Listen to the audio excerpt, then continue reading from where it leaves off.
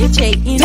Simbieba, Simbiro Walchapita, Nikayese, Sayan Charita, Chuna Peti, Wanadisa, Yakoka, Nekayanda Kalenga, Chapura Pek, Inonichiponga, Chapona, Nafungan Chadona, Apana Tamaka, Wola, Siko, and Tatiman is here, Direct Lower Mount Chiva, Siko, Simbieba, Inova would say Mambo Mataka Pata, Siko, and Tatiman is here, Direct Lower Mount Chiva, Siko, Simbieba, Tauna Panzibody no Bata.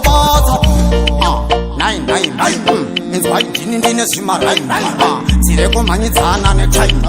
Big down the young boy is Manje Dakotenga Mapombi, Banaka, Mujamunga Numbi, and Tingala Bending Body Bondi, Mambo, Mabovane Chitalo, Siriko, and Tatiman is here, Direct over Mount Chiva, Siriko, Tino Bata, Pompeino, Tino Petaba, Siriko, and Tatiman is here, Tatoka.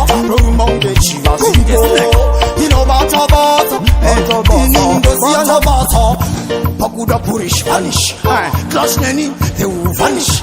Titutin and Jikat in equality, Sinovaka one, Sinariality, Anamota, Ascoro, Anukuta, Vitash Toro, Niriguta Chimuko, Namosarande, Kanawala, Jirumiko, Mapupa Muka, Nodiwa, Neve Puka.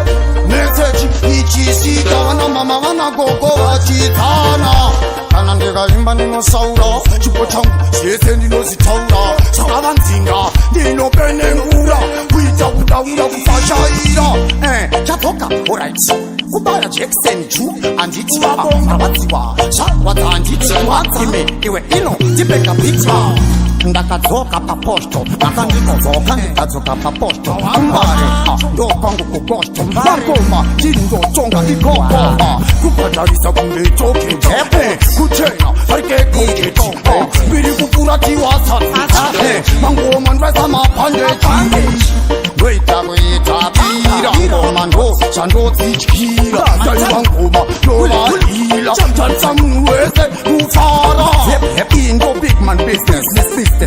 So this my business, my big man business. Iri momo business. Tarisa uone vanu vaita business.